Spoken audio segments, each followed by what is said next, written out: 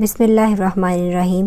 السلام علیکم ناظرین، کسی کی زندگی پر بیتی ایک نئی کہانی کے ساتھ آپ کی خدمت میں ایک بار پھر سے حاضر ہوں۔ نئے آنے والے ساتھیوں سے التماس ہے کہ اگر آپ نے ابھی تک ہمارے چینل کو سبسکرائب نہیں کیا تو برائے مہربانی ہمارے چینل کو سبسکرائب کیجیے۔ تو چلتے ہیں آج کی کہانی کی طرف۔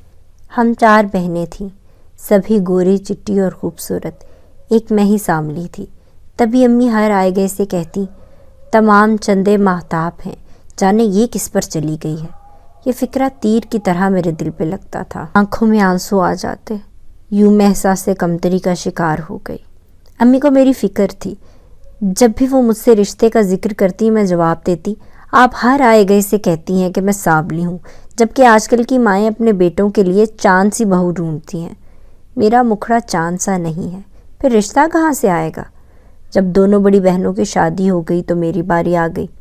جو عورتیں رشتے کے لیے آتی میں چھپ جاتی، جبکہ امی جان کی کوشش ہوتی تھی کہ آنے والی عورتیں کم از کم میری ایک جھلک ہی دیکھ لیں۔ ہر بار سمجھاتی، ایسا کرو گی تو عمر بھر بن بیاہی رہ جاؤ گی۔ تب میں وعدہ کرتی، اچھا آئندہ ایسا نہیں کروں گی، مگر جب وقت آتا میں سامنے نہ آتی۔ یوں میرا رشتہ عرصہ تک نہ ہو سکا۔ اب میری عمر 30 برس ہو چکی تھی، امی جان دل چھوڑ بیٹھی تھی، پھر مجھ سے چھوٹی کا رشتہ بھی ہو گیا اور میں اماں کے سینے پر پتھر کی سل جیسی ہو گئی۔ ہم کسی کی شادی میں گئے، وہاں ایک شخص نے مجھے دیکھا اور پسند کر لیا۔ وہ دلہن والوں کا عزیز تھا۔ چند روز بعد اصفر کی والدہ رشتہ مانگنے آ گئی۔ انہوں نے کہا، اصفر شادی شدہ اور 3 بچوں کا باپ ہے، مگر آپ کی لڑکی کی ایک جھلک نے اسے دیوانہ کر دیا ہے۔ اس نے یہ رشتہ کرنے کی ٹھان لی ہے۔ ہم ذمہ دار ہیں اور ہمارے ہاں 1 سے زیادہ شادیاں مرد کے لیے کوئی انوکھی بات نہیں ہے۔ آپ جتنی چاہتی ہیں زمین بیٹی کے نام لکھوا لیں، ہم آپ کی ساری شرائط ماننے پر راضی ہیں، مگر رشتے سے انکار مت کرنا، ورنہ اصفر جان دے دے گا۔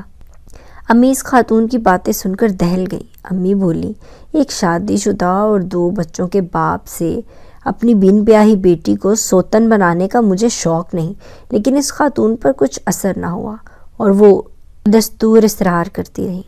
کئی بار چکر لگائے تو امی جان نے ہاں کہہ دی، یہ سوچ کر کہ اتنے امیر لوگ ہیں، میری بیٹی راج کرے گی۔ اس کی عمر بھی 30 سال ہو چکی ہے، اس کے بعد کوئی رشتہ نہ ملے گا اور یہ بن بیاہی رہ جائے گی، جبکہ ان لوگوں کو میری بچی کو بہو بنانے کا شدید شوق ہے۔ جب مجھے پتہ چلا کہ میرا رشتہ ایک شادی شدہ شخص سے ہو رہا ہے تو میں خوب روئی پیٹی۔ بھلا میں کسی دوسری عورت کے حق پر ڈاکہ کیسے ڈال سکتی تھی؟ مجھ کو روتا دیکھ کر ابا نے امی سے کہا، اسے کیوں مجبور کر رہی ہو؟ اللہ نے چاہا تو اچھا رشتہ آ جائے گا، ضروری نہیں کہ شادی شدہ سے بیاہ دیا جائے۔ اس روز مجھے احساس ہوا کہ ابو مجھ سے کس قدر محبت کرتے ہیں۔ امی ہاں کر چکی تھی، لہٰذا پریشان ہو گئی۔ انہوں نے کہہ دیا کہ اب میں عمیرہ کے رشتے کے لیے قطعی تردد نہیں کروں گی۔ یہ لڑکی بہت خود سر ہے، یہ جانے اور اس کا باپ جانے۔ ابو نے اپنے ایک دوست سے اس رشتے کا ذکر کیا تو اس نے اصفر کی بہت تعریف کی کہ وہ بے حد اعلیٰ گھر کے فرد ہیں، ہرگز رشتے سے انکار نہ کریں۔ میرے دیکھے بھالے لوگ ہیں، ان کے یہاں مردوں میں دوسری شادی ہوتی ہے، پہلی بیوی کو کوئی اعتراض نہیں ہوگا۔ ابا نے گھر آ کر یہ بات بتا دی تو میں نے جرأت سے کام لے کر کہا، ٹھیک ہے، اصفر کی پہلی بیوی اپنے شوہر کا رشتہ طلب کرنے خود آ جائے تو میں ہاں کہہ دوں گی۔ میں نے یہ سوچ کر کہا تھا، بھلا کون عورت اپنے شوہر کے لیے رشتہ مانگنے آتی ہے؟ ابا نے یہ بات جا کر اپنے دوست سے بھی کہی، جو کہ اصفر کے والد کے بھی دوست تھے۔ اگلے روز ساس کے ہمراہ بہو بھی ہمارے گھر آ گئی۔ یہ اصفر کی بیوی تھی۔ اس نے خوش دلی سے مجھ سے بات کی، جانتی ہوں آپ کا کوئی قصور نہیں، آپ میرے شوہر کو جانتی بھی نہیں ہیں، بس آپ کی ایک جھلک نے میرے سرتاج کو آپ کا دیوانہ بنا دیا ہے۔ اپنے جیون ساتھی کی خوشی کے لیے آپ کے آگے ہاتھ جوڑتی ہوں کہ شادی کے لیے مان جائیں۔ میں اصفر کو ہرگز اداس نہیں دیکھ سکتی۔ اس خاتون کا نام شبانہ تھا۔ میں اس کی فراغ دلی اور اعلیٰ ظرفی پر حیران تھی۔ سوچا کس قدر خوش قسمت ہے وہ آدمی جس کو ایسی چاہنے والی بیوی ملی ہے، اور کتنا بد نصیب ہے یہ شخص کہ ایسی بیوی کے ہوتے اس پر سوتن لا رہا ہے۔ بہرحال اس عورت کی التجا نے مجھ پر جیسے جادو کا سا اثر کیا اور میں نے شادی کے لیے ہاں کہہ دی، صرف ماں کی خوشی کی خاطر۔ اصفر سے میری شادی ہو گئی۔ رخصتی والے دن میرے دل کا پھول مرجھایا ہوا تھا، ذرا بھی خوشی نہ تھی۔ ایک بیاہتا 3 بچوں کا باپ اور سوتن ہونے جا رہی تھی، لیکن جب پہلی جھلک اصفر کی دیکھی تو اپنے دلہا کی میں دیوانی ہو گئی۔ وہ واقعی خوبصورت، تعلیم یافتہ اور پرکشش تھے۔ خدا کا شکر ادا کیا کہ میری شادی جس آدمی سے ہونے جا رہی تھی وہ میرے دل کو بھایا تھا، ورنہ شاید میرا اس کے ساتھ نبھا نہ ہوتا۔ انہوں نے شادی کے بعد مجھے الگ بنگلے میں رکھا جو ان کی حویلی سے متصل تھا، اور یہ بنگلہ میرے نام کر دیا۔ مجھے زیورات سے لاد دیا گیا، نئی قیمتی گاڑی لے کر دی، گھر جس نے ہر طرح کی سہولت میسر کی۔ اصفر سارا وقت میرے ساتھ رہتے۔ وہ بہت کم وقت اپنی پہلی بیوی کی طرف جاتے تھے۔ انہوں نے مجھ کو زندگی کی ہر خوشی دینے کی کوشش کی۔ ساس بھی بار بار میرے گھر کے چکر لگاتی۔ وہ بہت خوش تھیں کہ میں ان کے بیٹے کو مل گئی تھی۔ جلد ہی اس گھرانے کے حالات کا علم ہو گیا۔ میری حقیقی سسر کی جائیداد کم تھی، جبکہ میری سوتن کے والد کی خاصی زمین شبانہ کو ملی تھی۔ اصفر کی دوسری شادی کے وقت شبانہ کے بھائیوں اور اس کے والد نے ایک شرط عائد کی تھی کہ اصفر بے شک جتنی چاہے شادیاں کرے، لیکن جو زمین اور جائیداد ہم نے اپنی بیٹی شبانہ کو دی ہے، دوسری بیوی اور اس کے بچوں کو اس میں سے بالکل بھی حصہ نہیں ملے گا۔ وہ تمام ہماری بیٹی اور اس کے پیدا شدہ اولاد کا حق ہوگی۔ یہ حق کی بات تھی۔ اصفر کے والد نے اس شرط کو مان لیا تھا۔ خیر، مجھے ان کی زمین اور جائیداد کا کوئی لالچ بھی نہیں تھا۔ مجھے اصفر کی محبت اتنی ملی تھی کہ میں اسی دولت سے نہال ہو گئی۔ وہ مجھ سے محبت کرتے، جہاں جاتے ساتھ لے کر جاتے، میرا اتنا خیال رکھتے جیسے میں ان کی کل کائنات تھی۔ ساس، سسر، نندے، دیور سب ہی اپنے بھائی کو خوش پا کر مسرور تھے۔ لگتا تھا میری زندگی میں دکھ کے دن ختم ہو گئے ہیں۔ کوئی نہیں جان سکتا کہ کل کیا ہونے والا ہے۔ میری خوشیاں بھی تھوڑے وقت کے لیے تھیں۔ مجھے نہیں معلوم تھا کہ اصفر میری محبت میں اتنے دیوانے ہو جائیں گے کہ اپنے سسر کی شرط کو بھلا دیں گے۔ اب وہ کچھ دنوں سے اندر ہی اندر اپنی پہلی بیوی کو مجبور کرنے لگے تھے کہ کچھ زمین میرے نام کر دو۔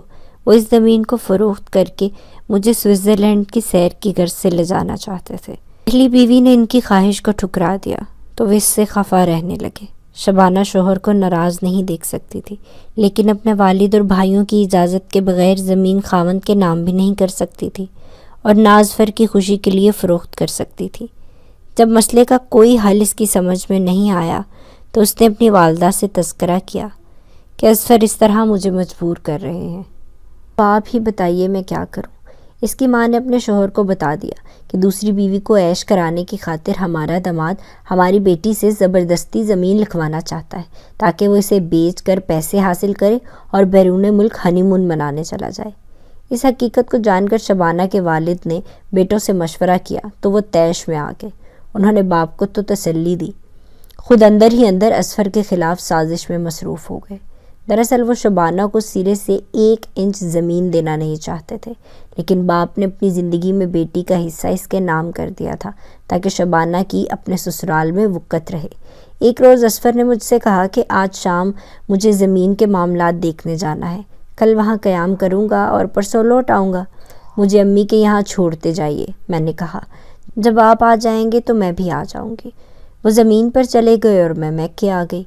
3 روز بعد جب کوئی لینے نہیں آیا، میں خود اپنے گھر آ گئی۔ ساس سے پوچھا، اصفر لینے نہیں آئے؟ کہنے لگی بیٹی وہ زمینوں سے نہیں آیا تو تم کو کیسے لینے آتا؟ وہاں کام ہوگا، آج شام تک آ جائے گا۔ اگلا دن بھی گزر گیا، وہ نہ آئے۔ البتہ وہاں کا ایک مظاہرہ آ گیا۔ وہ اصفر کو بلانے کے لیے آیا تھا کہ فصل کی کٹائی کرانی ہے۔ سسر نے اسے بتایا کہ اصفر کو وہاں گئے ہوئے 4تھا دن ہے۔ مالک تو وہاں نہیں آئے ابھی تک، تبھی تو بلانے آیا ہوں، رمضان نے جواب دیا۔ ہم سب پریشان ہو گئے۔ سسر نے تسلی دی، ہو سکتا ہے وہ زمین پر جانے کا کہہ کر کسی اور طرف چلا گیا ہو، کسی دوست کے ساتھ کوئی شکار وغیرہ کا پروگرام بن گیا ہو۔ فکر نہ کرو، میں جا کر پتہ کرتا ہوں۔ اگلے روز سسر نہ گئے تو میں سخت پریشان ہو گئی۔ والد صاحب کو اطلاع کی کہ یہ عجیب لوگ ہیں، بیٹا غائب ہے اور یہ بے فکر ہیں، آپ آئیے اور معلوم کیجیے۔ والد صاحب آ گئے۔ سسر کہنے لگے، ارے بھائی یہ معمول کی بات ہے، وہ ایسے ہی جاتا ہے اور بغیر اطلاع آ بھی جاتا ہے، ہم اس بات کے عادی ہیں، وہ بچہ تو نہیں ہے کہ کھو جائے۔ ابا جی اس جواب پر ان کا منہ تکنے لگے۔ بہرحال پھر وہ اپنے طور پر زمین پر جانے لگے تو سسر ساتھ ہو گئے۔ وہاں تمام لوگوں سے پوچھا، سبھی نے کہا کہ ہم نے تو ان کو دیکھا ہی نہیں، البتہ ایک بوڑھی عورت نے بتایا کہ میں نے اظفر کو سڑک سے پگڈنڈی کی طرف پیدل آتے دیکھا تھا صبح جب میں اپنی بھینس کا چارہ لینے آئی تھی۔ ابا جی کو کچھ شک ہوا۔ جس پگڈنڈی سے اظفر کے آنے کا اشارہ بوڑھی عورت نے کیا تھا وہاں جا کر دیکھا تو ایک جگہ سگریٹ کا ٹکڑا پڑا ملا۔ یہ وہی برانڈ تھا جو میرے شوہر پیتے تھے۔ والد صاحب نے پولیس کو اطلاع کر دی۔ وہ انسپکٹر ابو کا جاننے والا تھا۔ اس نے خصوصی توجہ دی، سراغ رساں کتوں کی بھی مدد دی تو ایک جگہ کتے رک گئے اور زمین سونگھ کر بھونکنے لگے۔ اس جگہ مٹی نرم تھی، جیسے اسے کھود کر پھر برابر کیا گیا ہو۔ پاس ہی کچھ جھاڑیاں اگی ہوئی تھیں اور یہ جگہ کافی دور تک غیر آباد تھی۔ سنگ دل دشمن نے پہلے گڑھا کھود کر اسے ٹہنیوں سے چھپا دیا تھا، پھر جب شکار ہاتھ آ گیا تو اس کو اس گڑھے میں منو مٹی تلے دبا دیا گیا۔ سب سے پہلے مزاروں کو حراست میں لیا گیا کیونکہ ان میں سے کسی کی مدد کے بغیر ایسا اقدام ممکن نہیں تھا۔ جب ان سے پوچھ گچھ ہوئی تو مار پڑنے پر 2 مزاروں نے سچ اگل دیا۔ یہ دونوں اشخاص میرے سوتن کے والد اور بھائیوں کے پرانے وفادار اور خدمت گزار تھے۔ ان کے بیانات پر شبانہ کے 2 بھائی گرفتار کر لیے گئے اور گھڑے سے اظفر کا جسد خاکی بھی برآمد ہو گیا۔ اس کو شبانہ کے بھائیوں نے ہی مار کر اس گھڑے میں دفن کیا تھا۔ گھر میں کوہرام برپا تھا۔ شبانہ دھاڑے مار مار کر رو رہی تھی۔ اس کی حالت سے اس کی بے گناہی کا سب کو یقین تھا کہ وہ شوہر کے قتل میں ملوث نہیں تھی۔ یہ کارستانی اس کے لالچی اور حاسد بھائیوں کی ہی تھی۔ بہن کی زمین بالآخر انہی کے قبضے میں چلی جانی تھی کیونکہ انہوں نے شبانہ کو سسرال میں رہنے نہ دیا، اپنے گھر لے گئے۔ میری شادی کو تھوڑے دن ہوئے تھے، اولاد بھی قسمت میں نہ تھی۔ میں زمین کی وارث نہیں بن سکتی تھی۔ مجھے ایسی جائیداد کی آرزو بھی نہیں تھی جس نے میرے سہاگ کو نکل لیا تھا۔ کچھ عرصہ مقدمہ چلا، شبانہ کے بھائیوں کو چند برس کی سزا ہوئی اور پھر وہ زندہ سلامت چھوٹ کر گھر آ گئے۔ اس کے بعد میرے لیے چند رشتے آئے لیکن میں نے شادی سے توبہ کر لی کیونکہ مجھے اظفر کا پیار آج تک نہیں بھولا تھا۔ اے کاش وہ زندہ رہتے تو میں غربت میں بھی ان کے ساتھ خوش رہ سکتی تھی اور کبھی زمین جائیداد کا لالچ نہ کرتی۔ تو ناظرین، اگر آپ کو ہماری آج کی کہانی پسند آئی ہے تو اسے لائک کیجئے، شیئر کیجئے۔ اگر آپ نے چینل سبسکرائب نہیں کیا ابھی تک تو چینل کو سبسکرائب کریں اور کامنٹ سیکشن میں اپنی رائے کا اظہار ضرور کریں۔ اگلی سٹوری تک کے لیے مجھے اجازت دیجیے۔ اللہ حافظ۔